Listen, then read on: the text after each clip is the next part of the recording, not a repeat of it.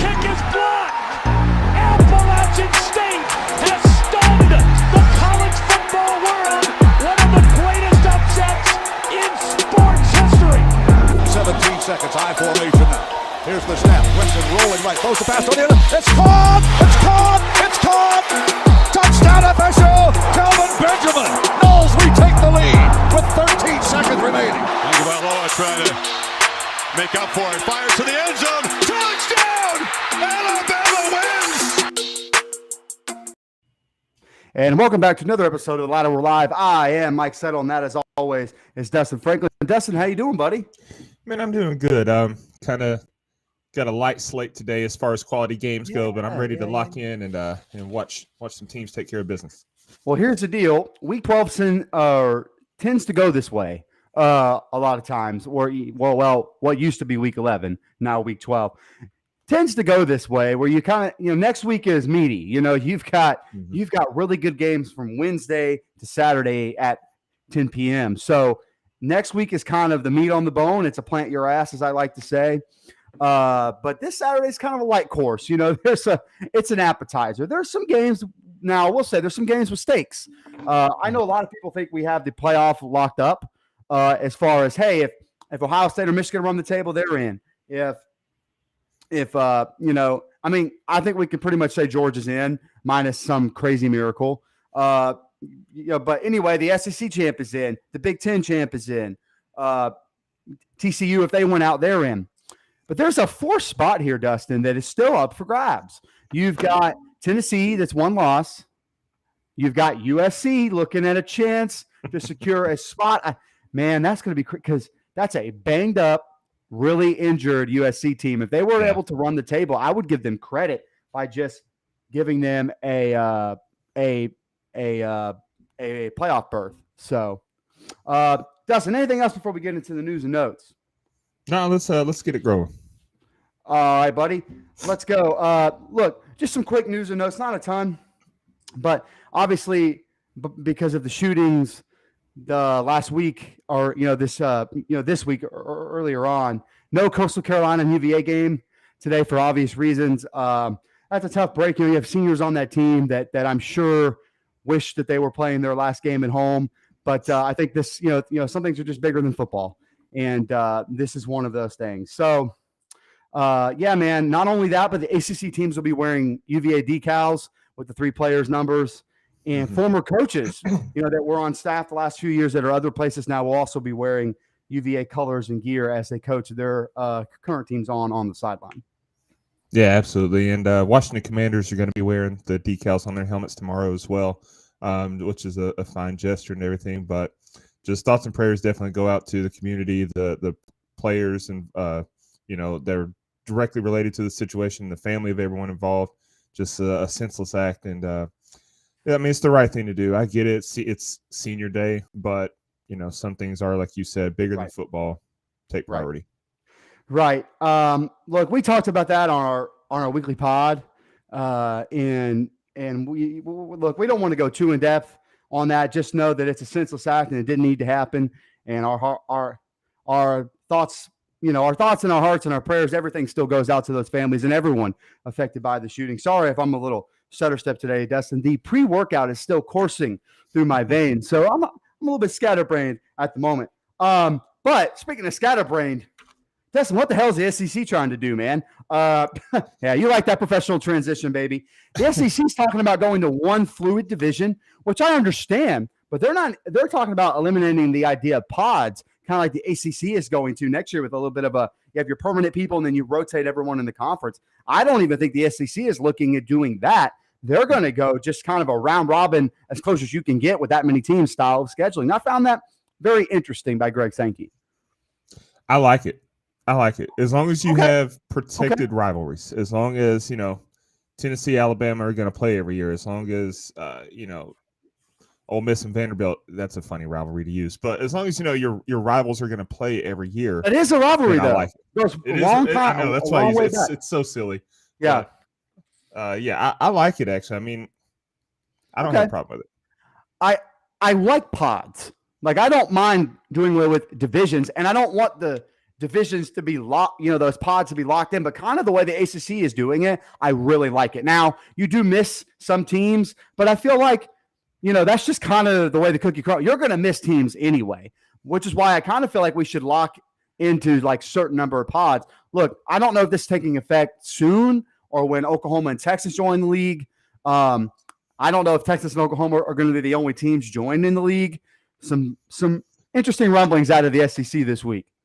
I think that has a lot to do with it. I think that me too. You don't want to say 4 or 5 team pods because it's not going to be a perfect 20 teams. I think they're leaving the door open there, and we'll see. The rumblings out of the Southeast region this week and the Atlantic region is that there may be a number that the ACC says, if you can hit this, we'll let you go. I found that to be interesting. The number is not out there, but I found, hey, if you can pay this number, we'll see you. That's interesting, especially since ESPN, I think ESPN would like the ACC to stay together as currently constructed. So they're going to really fight to keep it because guess what? They invested a lot of money into it, and you don't just want to let it fall by the wayside. But, buddy, as we've talked about, there's a couple football schools in the Atlantic Coast Conference that are looking to get out and get out now. Yeah, absolutely, and as they should be. Be. Hey, buddy, this is a terrible transition because this is a scary thing. But speaking of the ACC and a football school, you like that. This is very interesting. Dustin, I'm going to throw to you because you have the tweet, or you sent me the tweet. Dave Doran, the head coach at NC State, is dealing with a very scary and kind of life-threatening situation. A former player of his is stalking Dave Doran and basically coming after him and his immediate family. Yeah, it's weird. Joseph Bolatapelli, I'm not sure if I'm saying that right, but he was on the NC State team 2018, 2019, then transferred to Maryland. Defensive lineman tweeted, "I'm going to get him, I promise, Dave Doran and the rest." And he's apparently made threats through text messages to Coach Doran and been spotted. It's not funny. None of the situation's funny, but something I found just a weird choice of words in the article was that he was found around Dave Doran's place of employment. Dude, very weird. It's NC State. Why are you calling it place of employment? It's NC State football facilities. But it's just weird. And I want to know more details. Like, he's out. They've got him on ankle monitoring system now, so they can track his location. But what happened? Why? Yeah, we don't know the details yet. We really are unfamiliar with everything surrounding that situation. Apparently there's I read something really early this morning about how he's a former player that was a little bit dejected from the locker room, like maybe the players didn't like him and maybe Dave Doran didn't like. So like this is all rumor, so I hate to really get into it because this involves a man's family as well. Like, he's coming after his loved ones too. So and other players reportedly. So this is a ongoing storyline. I don't know Dave Doran's status for the game or the upcoming game against North Carolina or anything like that. But I do find it interesting, just something to keep an eye on, because this is not football related. This isn't illness related. This is someone coming to threaten your livelihood. That's a scary situation for all involved, for sure. Yeah, definitely. And, I just can't imagine that Dave Doran, because whether you like the guy or not, I mean, we've both joked back and forth about Dave Doran, but whether you like him or not, I haven't heard anything that says that he treats his players like crap. Right. I've never read that. And so, you have to look from within, Joseph Bolatapelli. I mean, if the whole locker room doesn't like you, maybe it's you, my guy. Maybe you can't just blame Dave Doran and try to murder him. But again, we don't know the details. So, right. I said, I'm going to keep the rumor and innuendo it, as we like to say, out of it for now until we get a little bit more details out there about. But again, scary situation going on there for Dave Doran and other people around the NC State program. Last little bit of news and notes, Dustin. The Akron-Buffalo game is canceled. Obviously, everyone knows about the Buffalo-Cleveland NFL game getting moved to Detroit because of the apparently 6 feet of snow that's about to be dumped on the city of Buffalo in the state of New York. Buddy, that's scary. And Now the NFL is always going to get their game in. So they were always going to find a way. But I'm sure that Akron and Buffalo will play again at some point. I don't know if there's an idea to reschedule the game, but it certainly won't be in Buffalo with all the snow that's about to be dumped on the city. Well, I think it's already been dumped. I saw videos from like last night, and there's a lot of snow. I don't care. Play the game, cowards. I want to see it. I want to see. Buddy. I want to see snow that's taller than some of the players. Let's go, buddy. I was going to say they got more snow. I think like they're projected to get 6 feet of snow. Devin Singletary starting running back from the for the Bills from FAU, 5'7". I want to see that, man. I want to see it. Right. I was going to say Devin Singletary is the one I would worry about because he's like 5. He's like my height, maybe less. So we're looking at a tough deal for him. I don't think he could see over the snowbank. Dustin, anything else on news and notes before we'll quickly cover the weeknight games in case you had any action on those games. We're going to cover those real quick. Yeah, no, let's get to them. All right, I was going to say rapid fire here through action. Bowling Green 42, Toledo 35. Toledo, you won your division and then you poop down your leg. You get Bowling Green bowl eligible, which is crazy to me. High scoring game, not what I thought it would look like. I thought Bowling Green defense would do a little bit better than that. But Bowling Green gets a win, and Scott Loeffler gets to bowl eligibility. Yeah, I mean, you mentioned, first of all, the offense. There was plenty of it in this one. And Toledo came back. I thought they were going to come back and win the way they were fighting in the fourth quarter. But great job by Scott Loeffler this season, man. He's got to be coach of the year in the conference at least. Oh, absolutely. Absolutely. Ohio 32, Ball State 18. Kind of an expected score. It looks like it's going to be Ohio and Toledo in the MAC championship game, which is a little bit of a fun deal because they're kind of rivals. The Bobcats bounced back after a bad year last year without Frank Solich. So they're doing it because they love our man Frank. That's why.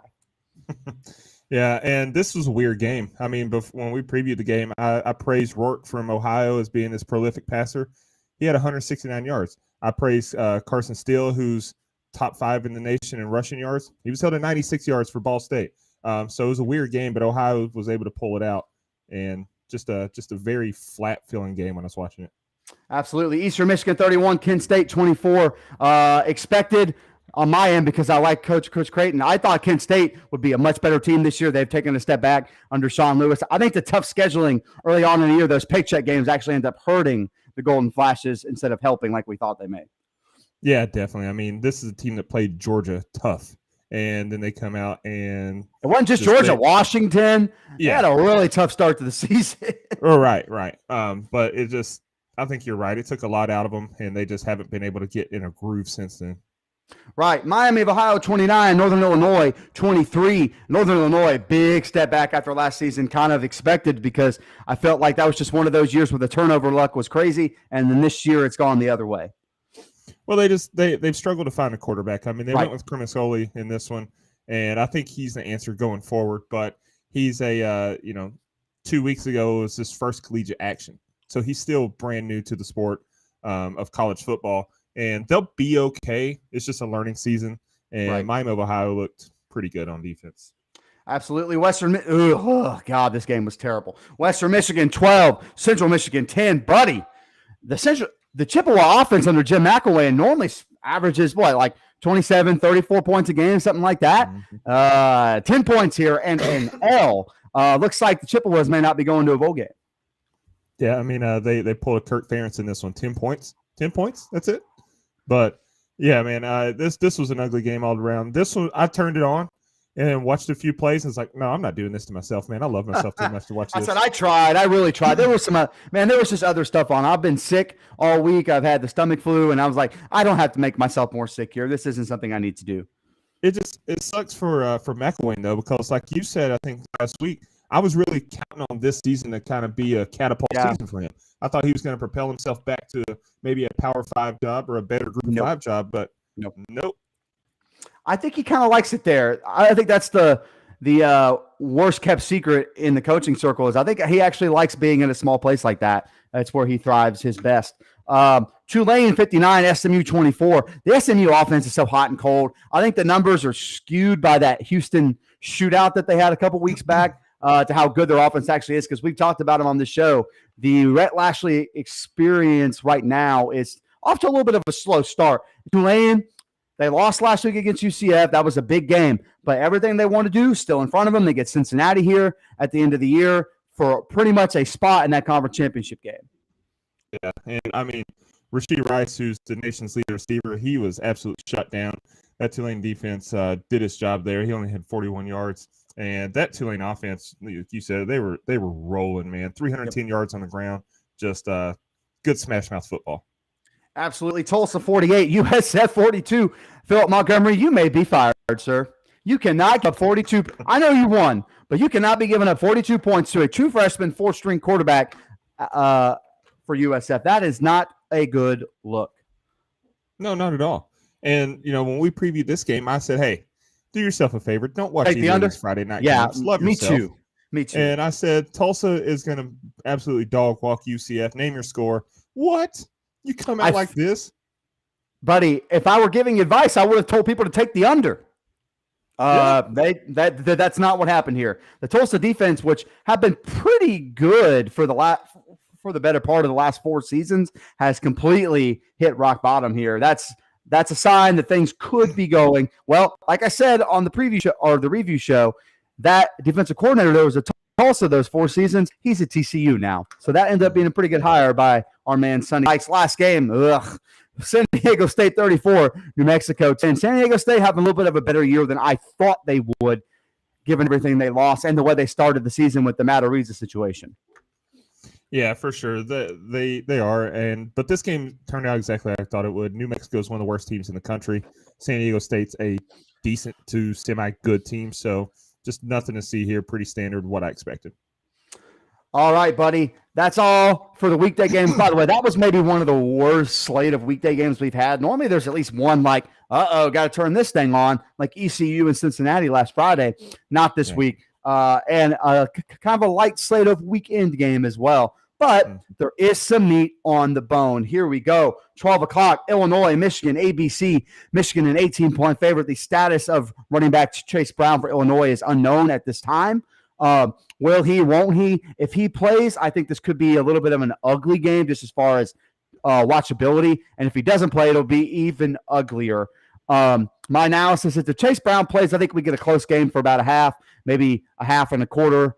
But I think Michigan puts the clamps on and gets a win. 18's a pretty big number against an Illinois team. But here's what I want to know, Dustin.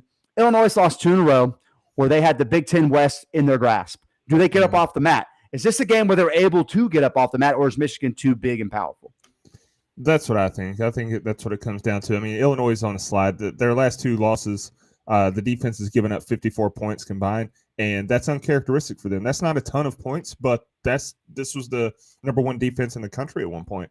And then the Michigan offense is not the recipe for a get-right game. I mean, this game does, if Chase Brown plays, this game's going to feature the number 1 rusher in the country and the number 4 rusher in the country, right, Chase Brown and Blake Corum. But even if Chase Brown plays, I just think Corum's got too much firepower around him. So, yeah, I think Michigan rolls. If you like those sleepy noon Big Ten kickoffs and cold weather where everyone's just running the ball, not a whole lot of passing, this is the game for you, buddy. This is exactly what we want to see. I kind of hope Chase Brown plays so it can at least stay interesting for a while. But like you, I think Michigan's a little too much. I don't think this is a situation where they're looking ahead to the Ohio State game in Columbus next week. They know they got to take care of business because next week is for everything that the season is about. So I don't think they'll have to worry about that. No look ahead here because I think they know this Illinois team still has a shot to win the Big Ten West. So I think they'll take them very seriously. UConn, Army, CBS Sports Network. Army a 10-point favorite over our UConn Huskies, by the way. That's a slap in the face. Wrong team's favored. Give me the Huskies. Yeah, absolutely. I mean, you want to hear something weird, though. UConn is 117th in S&P Plus. They're not good, man. They've won some weird games. They've won some weird games. I think that's a prime example of how stats don't always tell the full story because they have been playing better, and a lot of that was, early in the season. Army, they're just flat out awful against the run, and they're just 1-6 against FBS teams this season. I like UConn to win as well. If they do, it'll be their first 7-win season since 2010. How about that? Buddy, they're looking at a season that's crazy. Looking at 8-9 wins, kind of depending on how the season goes. I doubt it because of who they put. But hey, man, stranger things have happened. I think this UConn team is doing the thing that doesn't show up on stat sheets, and that's playing really hard. Like playing hard for each other, playing above your talent level, which dude, we know that happens. Like we know this TCU team is talented, but we know for a fact they're playing above their talent level right now, and that's why they're a playoff contender. So the same thing, just a little bit of a different situation there for the Huskies. Virginia Tech, Liberty, ESPN Plus. Liberty is a 10-point favorite. This game is on here because we had a hard time finding games to talk about this week. But I will say I think Liberty wins, and I think they bounce back from the UConn game. I think Liberty could win by name your score. Yeah, bad day to be a Hokie. Liberty's coming off a bad loss last week. And after, to UConn, after a great win against Arkansas, they're going to bounce back with a vengeance. Liberty's going to cover easily. Absolutely. Duke, Pitt, ACC Network. Pitt's a 7.5-point favorite. Disrespectful to Mike Elko and his crew to have this sorry-ass Pitt offense favored over Duke. Nay, I say. Give me the Blue Devils outright. The defense rises up. The offense scores more points than expected. I know that's a decent Pitt defense, but this isn't last year's Pitt defense. They've shown they could give up points. I like Duke to win outright. Give me the Elko team, man. Come on. Now, I didn't say wrong team was favored, by the way. That's not what I said. I'm just picking the upset. You said the Pitt team's sorry, but if you look at stats, these teams are very similar stat-wise across the board on offense and defense. Points per game, offensive yards per game, defensive yards per game, rushing and passing. Sorry to expectation level. We didn't think Duke could get to 7 wins. They have. We thought Pitt could maybe keep the train rolling from last year winning the Coastal. They haven't. So the fact that they're even to me is a bad sign for the Panthers going forward. Well, Duke is 4-2 against the spread in their last 6 games, but Pitt absolutely mollywopped Virginia last week. They sure did. They did. And I think they're going to build on that. I think that was the start of some momentum. Yeah, 2 pick sixes to start the game. That skewed it a little. Yes. But that was the Pitt team that a lot of people expected to see this season. Give me the Panthers to cover and end Duke's 3-game ACC win streak.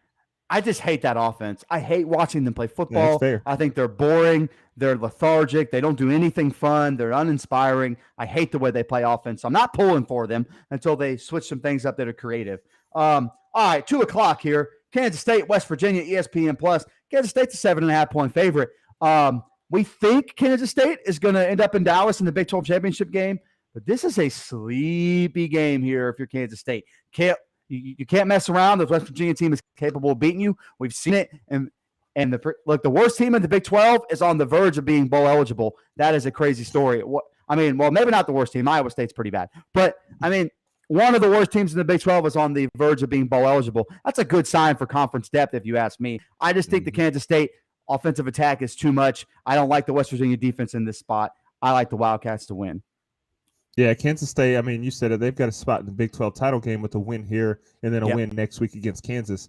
Their defense has been forcing turnovers at a great clip lately. They've got 7 forced turnovers in their last 3 games, and their offense is finding some rhythm. They're rolling. So give me the Wildcats to cover. All right, same thing, 2 o'clock. Houston, ECU, ESPN Plus. ECU is a 6-point favorite. If you told me that at the beginning of the year, I would have called you crazy. I think the right team's favored. I think the Pirates get up off the mat after a tough loss to Cincinnati last week. I like Mike Houston and his team to win here. A really respectable season as just slowly building. When Mike Houston got there, 3 wins, 6 wins. Now we're looking at maybe 8, 9 wins, depending on how this bowl thing goes. So I like the Pirates to bounce back after last week. Yeah, Clayton Tune is 3rd in the nation in passing touchdowns, and I know Bell is an absolute weapon at receiver.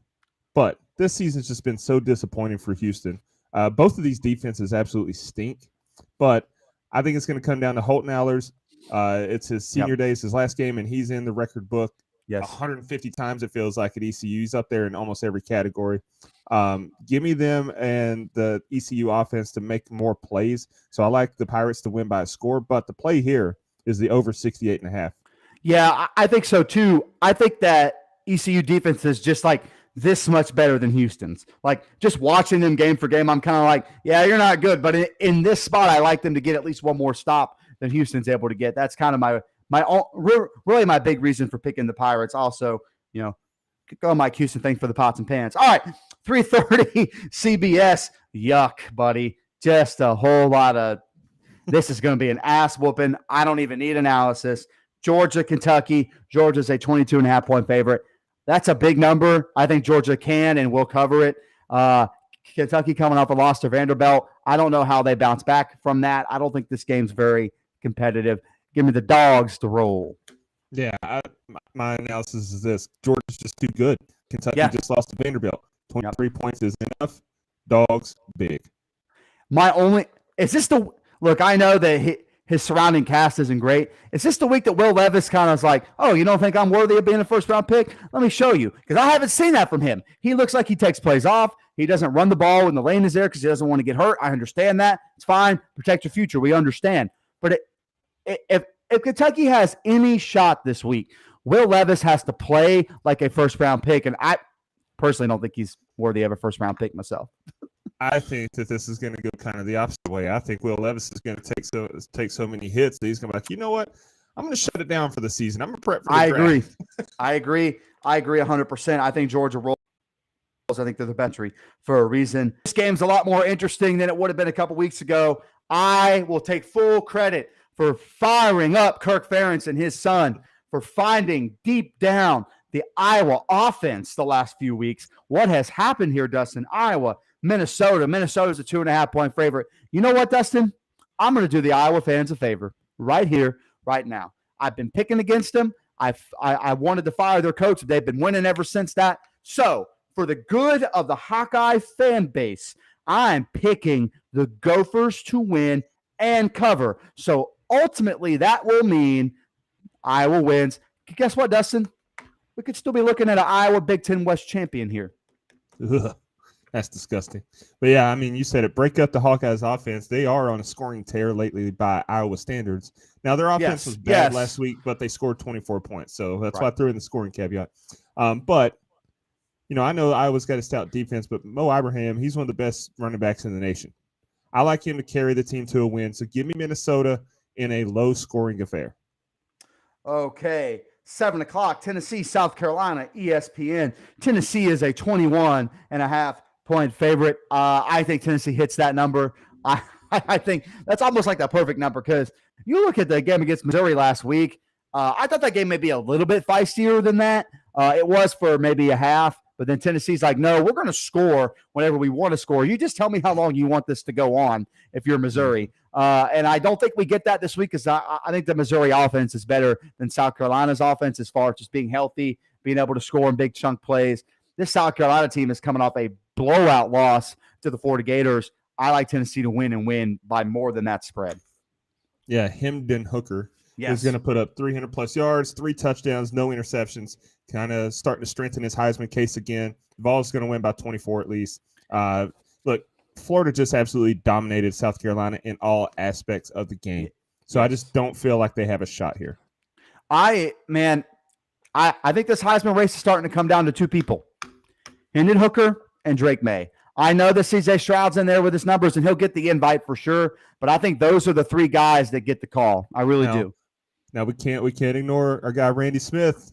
He put it in the chat here. Stetson Bennett, and we've said Stetson Bennett and Max Duggan. Yeah, Stetson Bennett and Max Duggan are that next tier to me. To me, Stetson Bennett gets there if we go the next 3 weeks because of the conference championship games. Go the next 3 weeks and either A, Hendon Hooker has a bad game against one of these 2 teams, which I highly doubt, or B, Drake May loses to NC State, looks bad, loses to Clemson, looks bad, something like that. But I feel like if all things keep going the way they're going, it's Hendon Hooker, CJ Stroud, and Drake May that'll get the call to go to New York. If Drake May doesn't, then we need to throw out the Heisman because I don't care that he's a freshman. I don't care who they played. The numbers are what the numbers are. Buddy, let me tell you something. North Carolina is a 1-loss ACC Coastal champion because of Drake May. Does that not make him one of the best players in the country? We know how bad the defense is. We know how bad the offense could be because how many hits that Drake May has taken. So the fact that he's able to have them in the ACC championship game with 1 loss to a ranked Notre Dame team lets me know that he deserves to be there. So I think we're done with the debate. I just think the debate now is if he wins it over the guys that already established themselves. I think you could be right, though. I'm voting for Drake May. I don't have a vote, but I'm totally fine with Hendon Hooker winning this thing for sure. Yeah, and just shout out to Mac Brown for coaching Drake May to Heisman level. Shout out to Mike Norvell for getting Jordan Travis the ACC Offensive Player of the Year. Okay, I'm just kidding. That'll be Drake. What'd you say? Oh, so we can give Mac credit, but not Mike. All right, okay. Exactly. I see what's going on. Hey, that sounds like an agenda to me, pal. Sounds like an agenda. A biased one. You should get into politics. You'd be good at it. All right, Texas Tech, Iowa State, FS1. Iowa State's a 3.5-point favorite. Bump that. Let me flip my jacket here, Dustin. Wrong team's favorite. Guns up, baby. Give me the Red Raiders. Yeah, everything is telling me to go Iowa State. I know. I know. Their defense is good. It's a home game, but I can't do it. I can't do it either. Joey McGuire won me over this season. And other than that debacle against Baylor, they've scored on everyone. I'll take the Red Raiders with the upset on the road. Iowa State's going to make it uncomfortable because their defense is that good, but I just don't trust them to score enough to win the game against Texas Tech. I really appreciate you putting this next game on here because I have a point I want to make. Boise State, Wyoming, CBS Sports Network. Boise is a 14-point favorite, rightfully so. Buddy, we're dealing with zombie Boise State. It happens from time to time. They lose a game or two earlier in the year, and people forget about Boise. They've been on a freaking, almost used the F-bomb on our live show here. Sorry. They've been on a freaking tear since we cast them aside. This is a good Boise State football team. They have found their footing under Andy Avalos. I like Boise to win, by the way. Yeah, they have found their footing ever since the quarterback change, which is crazy because we like Hank Buckmeyer, but weird fit maybe. Change. Yeah, but don't look now though. Wyoming, they play in the Mountain West title game with a win here. I know that's huge. Now the bad news is they're 1-15 all time against Boise, and Josh Allen is not walking through that door. He was the quarterback when they got their only win in the series, so not looking good. Boise's been on a tear lately, like you said. They're scoring with ease. They've only allowed 20 points, or they've only allowed more than 20 points once this season. Wyoming has a chance here since it's at home and it's going to be freezing cold, but they'll need to be absolutely flawless. I just don't see that happening. So I like Boise to win, but I actually do like Wyoming to cover. All right, buddy. 8 o'clock, Syracuse, Wake Forest. This game meant a whole lot more a couple weeks ago. I just think Syracuse is too banged up. Garrett Schrader doesn't look healthy. Don't know if he plays. They're not getting Sean Tucker the touches I think that they should. They're doing a weird – I like Robert Onai as a coordinator, but he seemed to have gone away from what works. Maybe because of offensive line injuries. Garrett Schrader's banged up. Maybe he's trying to spread it around a little too much. I just think this Wake Forest offense is too good. So give me the Deeks to win. And Sam Hartman deserves to go out on a little bit of a better note, in my opinion. Yeah, this is two teams that desperately need to win. Cuse has lost 4 straight games. Wake's lost 3 straight games. Now, you mentioned Syracuse offensive line being banged up, but their defense in general is banged up as well, especially that D-line, and that's not good when you're facing a Sam Hartman. And they were already undersized. They got off. Sure. They made plays off their speed and playmaking ability, but their backups are even smaller and they don't have the speed. So it could be a long day. Yeah, I like Wake here, but I'm not touching that spread, though, because I could see it being a 3-point win. I could see it being a 20-point win. You never know with the Syracuse team. So I'll take Wake to win, though. All right, buddy, let's get into the bigger games of the day here. There's about 2 that I'm like, all right, 2 fingers to my eyes, 2 fingers back to you. We have to kind of at least pay attention to these games because there are some playoff implications at stake. Let's start with the big one, which I can't believe is a noon kick. That's that big noon kickoff for you. I'm glad they've spread out the wealth, though. TCU, number 4 in the country. Baylor on Fox. TCU's a 2.5-point favorite, buddy. This is a rivalry game. Some people call it the rivalry game, which a lot of people don't like. But if you think they're both Christian schools, makes a little sense to me. I think that's a fun name for it. I think they should just embrace it and move on.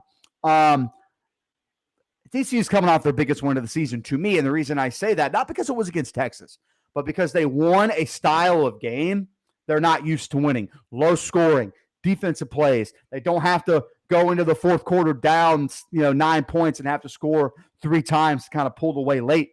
This is they won a different way last week, and that was so impressive to me. They were able to shut down Bijan when they, like in the second half. Well, I know Texas didn't give him the ball that much, but that's enough about Texas. They're off in the distance to me. I know they're off in the distance for you. We'll talk about Sark here in a second. But I think the focus should be on this TCU team. A couple weeks ago, Dustin, if you ask me what this game looks like, I would give Baylor a really good shot to win. I don't now.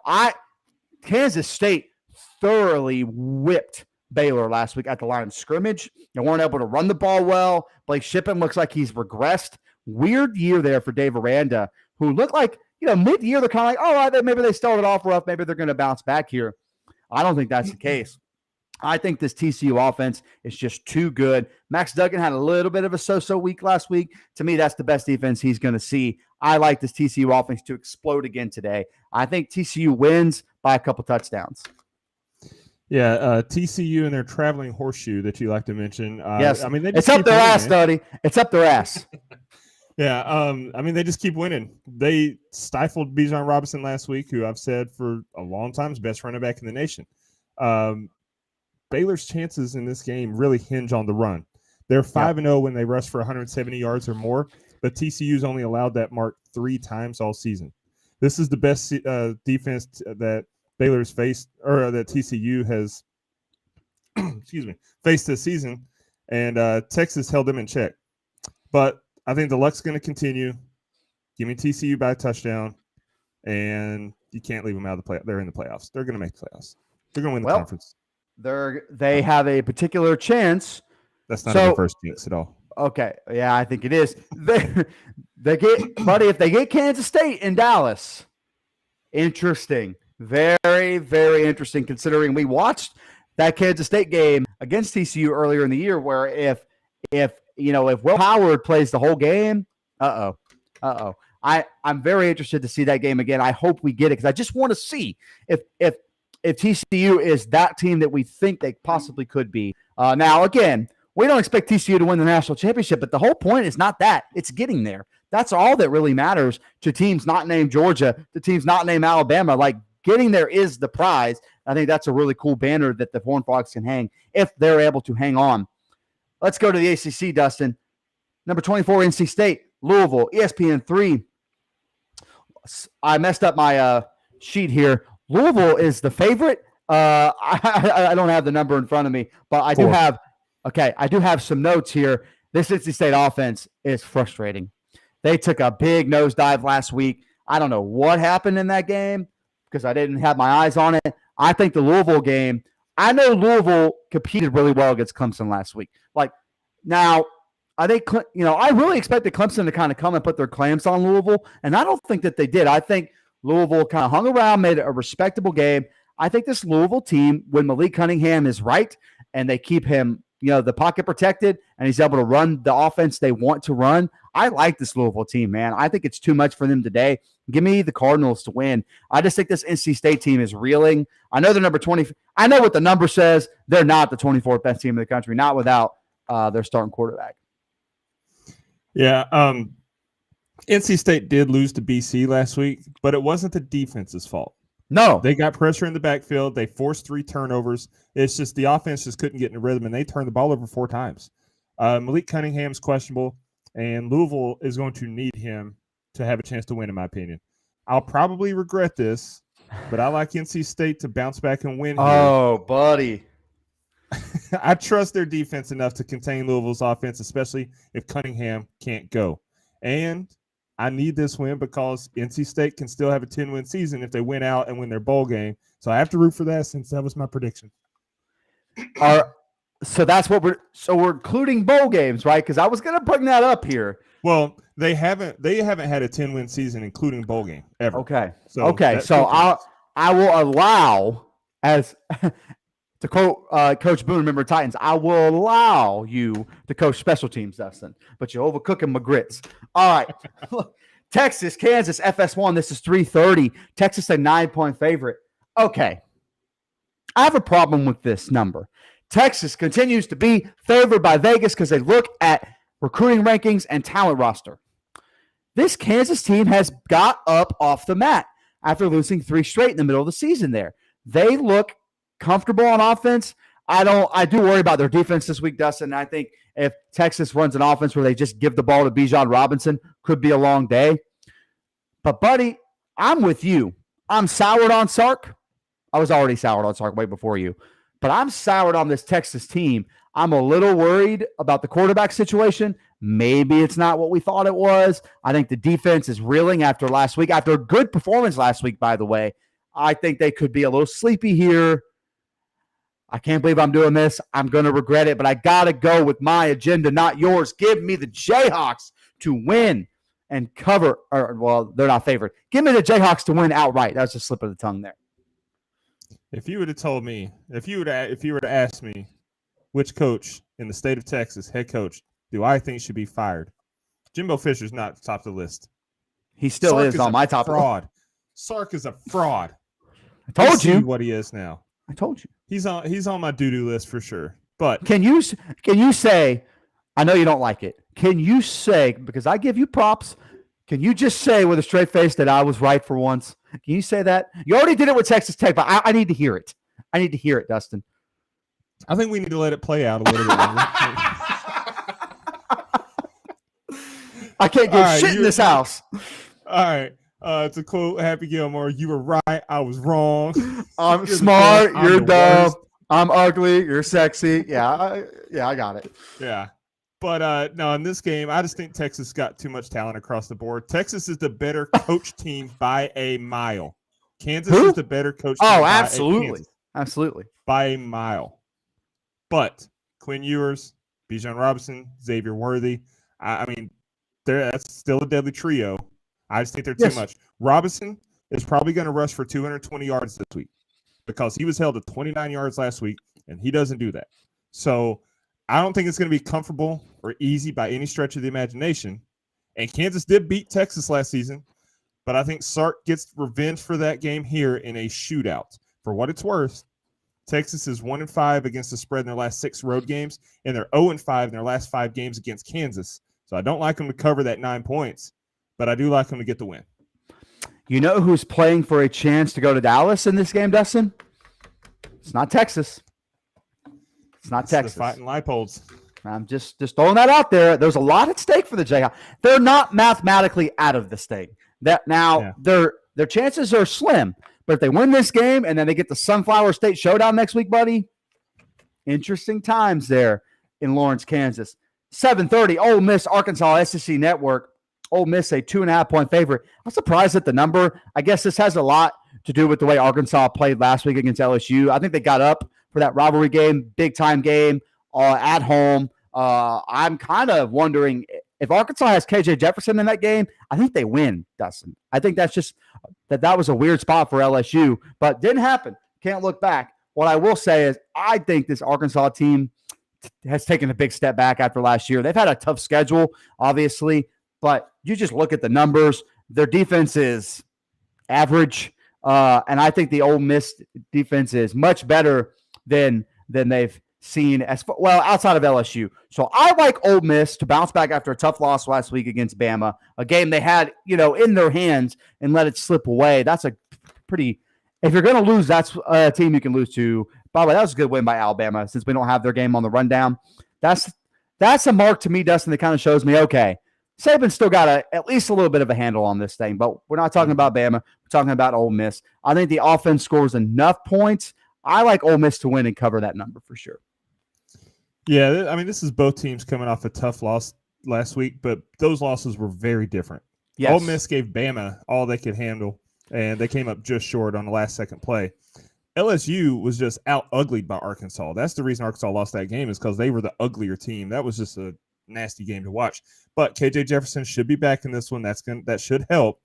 But I expect Lane Kiffin to call Quinshon Judkins' number early and often, and yes. he should have a very good game. I like the Rebels to edge out the Hogs, assuming they moved on from last week. They can't let that Bama loss linger and have any hangover from that because that was an emotional game. But I like Judkins to carry the team to victory, literally. My only concern, I guess, is if Ole Miss is able to get the run game going. But Ole Miss's offensive line is better than LSU's. I will say that. LSU has 2 freshman tackles, so they kind of showed they were freshman tackles last week. I think that this Ole Miss offensive line is kind of working like a machine. I like Judkins. I don't know if Evans is healthy. If he's able to split some carries there, that would be great for Judkins to not be tired by the fourth quarter, which is what happened against Bama last week. So I like the Rebels as well. All right, buddy. One of the last renditions of Bedlam we're going to see for a while. Not the last, but we're getting close to the end of this rivalry series. Sad times there. I hate that they're not going to be able to continue that at least for a couple years. Oklahoma State, Oklahoma, ABC. Oklahoma a 7.5-point favorite, which I found really interesting. But we've also seen this Oklahoma State team where they lost 3 games in a row, and all of them were blowouts. Got up off the mat last week, though, Dustin. This is going to be a fun game. Oklahoma State wants to beat Oklahoma on their way out. That's for sure. I think they would like to get as many wins against the Sooners as they can as the Sooners move on to the SEC. Beating them last year for the first time in a long time. Lincoln Riley's only loss to the Cowboys. I don't know what to make of this Oklahoma State team, Dustin. Some weeks their defense looks like a Derek Mason defense, and some weeks it looks like a Mountain West defense. So I'm concerned about what we're going to get. I think the Oklahoma offense is too good. Like, I like when Dylan Gabriel is healthy and everything's fine, I like that offense to score a lot of points. I will say this. I hate this Oklahoma defense, though, Dustin. This secondary drives me bonkers. I watched the West Virginia game. West Virginia gets a win. Oklahoma, looking at you, that's a terrible loss for Brent Venables in year 1, by the way. I just think the better coach team here, Dustin, will be the Oklahoma State Cowboys. This is a new staff, Oklahoma. They're still finding their footing. This would be a really tough loss. People would want to run him out of town in year 1. Just going to have to grit and bear it. Give me Gundy to continue to bounce back up off the mat. I like the Cowboys. I don't feel great about it, though. Yeah, you mentioned it's sad that this is one of the last times we're going to get Bedlam, but this might be the saddest Bedlam game in recent memory. Yes. Although Oklahoma State's ranked, they've got that little magical playoff ranking number beside them. Crazy to me that this could be a ranked football team. Yeah, they're not the 22nd. Hey, can I ask you a question? Yeah. Oklahoma State. All right, you know what? Let's do this. Let's take Florida State. Florida State, Oklahoma State. Who are you taking? Florida State, because the Oklahoma State defense is awful. Okay, now put somebody that's not – Louisville, not ranked, correct? Louisville, Oklahoma State. Who are you taking? With Malik Cunningham? Yes. Louisville. Absolutely. That's all I needed to know. All right, go ahead. Yeah. So, this Oklahoma State team, they've been atrocious on defense, and the offense has been flat lately. Like, they've been up and down on the season, but lately they've been kind of in a rut. And Oklahoma, they're learning on the fly under Brent Venables. This year 1 has been ups and downs with mostly all downs on defense. I mean, their defense is bad as well. So expect a lot of scoring, but also a lot of turnovers. Both teams turn the ball over a lot. This is just going to be a sloppy I think game. so. The difference to me in this game is that one of these two teams has Eric Gray and the other doesn't. So fair. Give me the Sooners to win because of him. He's that good at running back. I think he's going to have a big game on the ground, and Oklahoma's going to cover. I like Oklahoma's quarterback advantage. That's why I don't feel good about my pick. But I think when Dylan Gabriel's healthy and, like you said, Gray is able to run the ball, like when that's the machine and it's rolling, I like them. But buddy, they didn't do a whole lot against a bad West Virginia defense last week. Not saying they were the problem, but they certainly weren't the solution when they needed them to be either. That's why I picked Oklahoma State, because, by the way, I watched that West Virginia game. So I hate you, Oklahoma, for making me sit and watch that game because it was terrible. All right, 8 o'clock kick, big game. This is the other game that has playoff implications at stake. This is a battle of LA. These two teams are not very far from each other. I've been to both campuses. USC, UCLA on Fox. USC is a 2.5-point favorite. A few quick things, then I'm going to throw it to you because I want to see what you say. I know you're on the fight on train right now. Neither one of these defenses is very good, Dustin. These two defenses are like built to not stop the other offense. So I think it's going to be a really interesting day as far as who hits what. Travis Dye is out for USC, it looks like. USC's missing some weapons, but they still have one of the better quarterbacks in the country who will be forgotten about just because there's so many other quarterbacks in the Heisman race this year. But Caleb Williams has had a really good season, minus a game or two here. So I think the USC offense could continue to score points, but I have no doubt that Dorian Thompson-Robinson and that offense will be able to do some damage as well. Yeah, USC has won 5 of the last 7 meetings against UCLA, but these are 2 different teams than what those 7 teams. Those records mean nothing. This UCLA team, this is the best they've been in several years, and USC, is literally a brand new team. USC dominated Colorado last week. UCLA was losing to a bad Arizona team last week, so that's kind of how I'm looking. I think that UCLA is going to have to – now they will bounce back. This UCLA offense is well balanced. Dorian Thompson-Robinson through the air. Zach Charbonnet is one of the best running backs in the country. On the ground, he's averaging 7.5 yards a carry, 13 touchdowns, 1,100 yards. He's great. And we've seen this USC team give up some big plays and a lot of points at times. But I do like Caleb Williams. I like the USC offense to do enough to win and keep that playoff dream alive. It's going to be tight. That 2.5 points, probably perfect. This is what this game feels like, Dustin. This game feels like USC should win, and that's why I don't trust it. That's why I don't trust it, because this has been one of those years where you think you've got it all figured out, and then it goes the other way. UCLA is coming off a tough loss against Arizona. That was an upset. I think they got caught looking ahead to this week, which is not a good sign for Chip Kelly. I'm going to be honest with you, Dustin. My analysis kind of goes out the window here because my gut is telling me to pick the Bruins because of the injuries and the USC defense. And Chip Kelly. Hold up. Hold. Actually, I'm about to throw this in your face. I almost gave you the middle finger. I'm picking the Trojans because I don't trust Chip Kelly in this spot. I don't think he'll have his team in the proper headspace, ready to play. By the way, beautiful uniform game. Both teams wear their home uniforms. Yes. It is chef's kiss beautiful. Must watch. And they're both ranked. There's a playoff situation for USC. A lot of the last 5-6 years, this game has been ignored. I don't think we can ignore this game anymore. This is a big-time game. Both teams need this. UCLA could still make the Pac-12 championship game. There's still some mathematical stuff there where they can go and play for the Pac-12 championship. I don't think they do, though. I think USC gets a big win here with one game left next week against the Fighting Irish for a chance to go to the Pac-12 championship game and potentially the playoff. Now, this is why I'm really pulling for it, Dustin. I really want a one-loss Pac-12 champion, USC, and a one-loss Tennessee non-conference champion to be the last 2 teams that we're looking at. I need that for my soul. Or a one-loss Ohio State non-champion. Those 3, that's the most interesting outcome we can get going into the playoff selection show, because then it's like, well, who are you taking? What do conference championships really mean?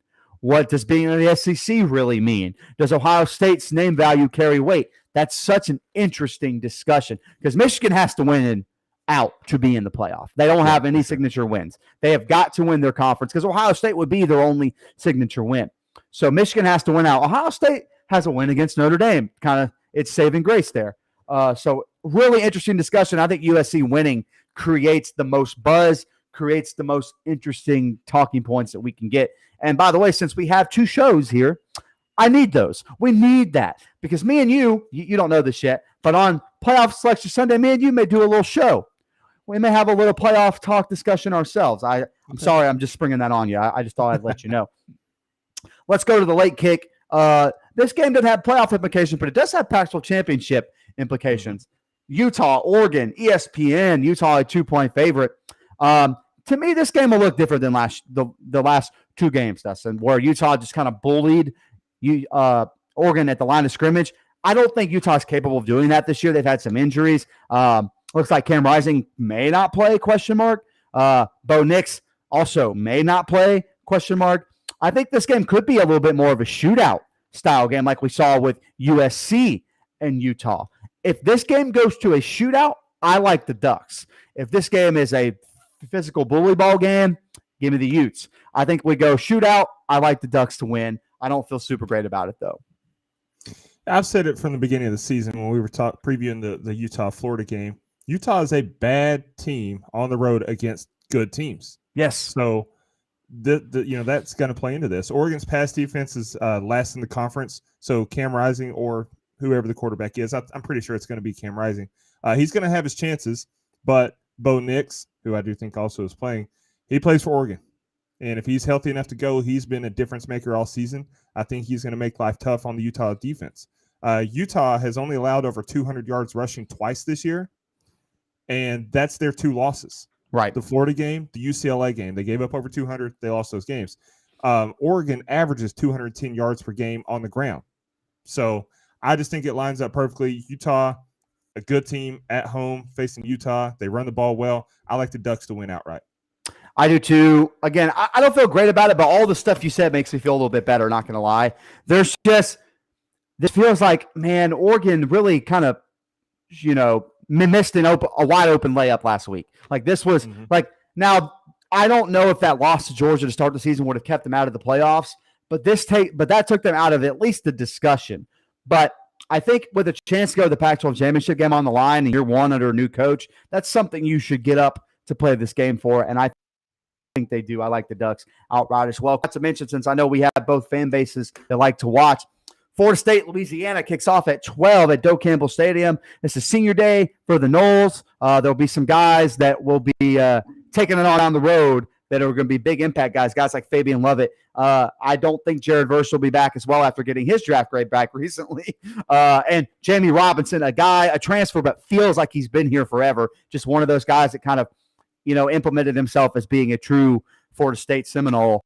So big day. I don't think Florida State has a snowball chance in hell to lose this game. Last year's Louisiana team, I'd be a little worried because they'd be playing last year's Florida State team, and I'd be very concerned about that outcome. I'm not concerned about the outcome at all day. I like the Noles to win and win big. Yeah, I just got a notification from ESPN that Ben Waldridge, starting quarterback from Louisiana, is out for this game. That strengthens my case. He's their only chance on offense to do anything fun. Exactly. So Trey Benson may break his own personal record again this week. He just keeps climbing, no pun intended, and having better and better rushing games every week. So look at my man Dustin on the Mike Norvell hype train, baby. Let's go. Future Arizona State head coach Mike Norvell. Go ahead. Not a chance, pal. But what I will say is this is how quick can we get the starters out game? Has to be. Yeah. Because you got a big game next week on Black Friday against the Gators. I think you've got to get in, get out. It's like punching the time clock if you're the starters. How quick can we get this job done today? I think they get it done pretty quick. Now, I will say, people that are concerned about this game, one, you still have Jacksonville State hangover, which I understand, but this is not that team. This is not that season.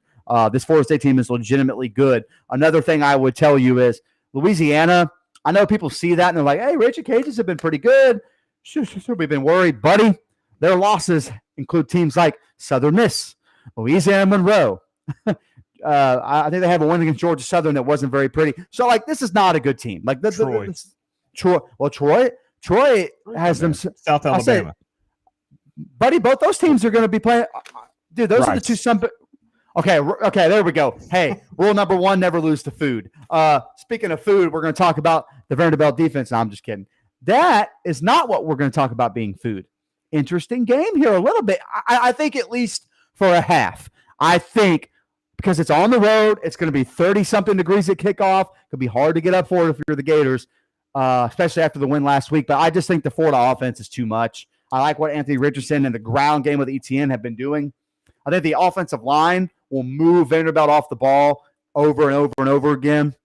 Vanderbilt's coming off a win against Kentucky. Kentucky beat this Florida team that was earlier in the season. Transitive property doesn't exist in college football. We know that.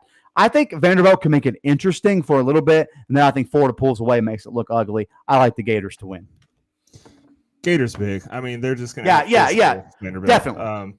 Vanderbilt, that was an inspiring win last week against Kentucky, but let's be real here. We saw Florida do what they should be doing all season last week against South Carolina. They ran the ball down their throats. They're going to do it again this week. Florida big. Can I ask you something, though? And by the way, Florida's going to win big. That's not what I'm saying. Does it concern you at all that this is the first week in a couple weeks where Florida's played a quarterback that can run, that can actually run and throw? He's not a statue. Because Spencer Rattler has not been good. We know that now. A&M was down half their team. So these are two good building block wins. I'm not saying that. But what I am saying is this a game that early on Vanderbilt can make it look like it's more interesting than it actually is? Because I certainly think so. Maybe for a quarter. Yeah, Maybe for well, a quarter. by the way, nothing to do with the Florida offense. They're going to roll. I'm talking about the Florida defense, which looked better, but those are two anemic offenses, to be polite. So I'm interested to see what they do with an offense that's got a little juice right now. We saw, hey man, they're fun to watch. I'm really excited for this Clark Lee Vanderbilt team in 2 years, not 1 year, 2 years. Very excited to see what they do. But I think the Gators roll and win pretty big. Dustin, anything else really quick? Want to give a shout out to the Lander volleyball team for getting a big win last night in round 1 of the NCAA tournament. They will play round 2 tonight against the number 1 seed in their region. Wing it. Go Bearcats. Go Catherine. Love you. I will be there, so I will miss most of these late kicks. But I got phones, man. I got phones. Fully expect Bearcats domination. That's all I'm saying. I know Dustin feels the same way. Look at that grin. Oh, Bearcats. Absolutely. Lander dominates, a little sweep action. That's what we're hoping for around here. I don't know what the spread is, but I'm taking it in the cover. So, but no, I don't know. Go ahead. No, go ahead. I was gonna say no. Congrats. That's a huge accomplishment, and yeah, that's exciting stuff. Good stuff, buddy. They win today. They play tomorrow at 3:00 to go to the elite. So they will be in the Sweet 16 if they win today. Pretty fun stuff, man. Very proud of them and my wife as well. Dustin, anything else before we get out of here? Well, we mentioned 2 of the big 3 schools in Florida, so we might as well mention the fact that Miami's going to get their doors blown off today. We forgot to put that on the rundown, but yeah, I know. I didn't forget. I saw it, and I was going to save them the embarrassment, but I was like, nah, let's do it anyway. I like FAU to get the win in MTSU. You notice I mentioned that I might go to that game. Then I checked the weather. It's like, no, I'm not going to freeze all day. It's going to be cold. I'm not going to that game, but yeah, let's go get some Hardee's breakfast and let's watch some football. I said, let's do it. I get to sit around, watch a little football until I have to make the drive over to Charlotte, which is 2.5 hours. But again, I got 2 phones, one for the game 1 and one for game 2. That's right. I wasn't going to quote a song about drugs on this family-friendly show. Dustin, anything else before we get out of here? Week 12, not a whole lot of meat on the bones, but we tried to give you some action to watch for. Before we get into the big week, which rivalry week is right upon us, buddy. Yep. All right, for Dustin Franklin, I am Mike Settle. We will catch you next time on The Lateral.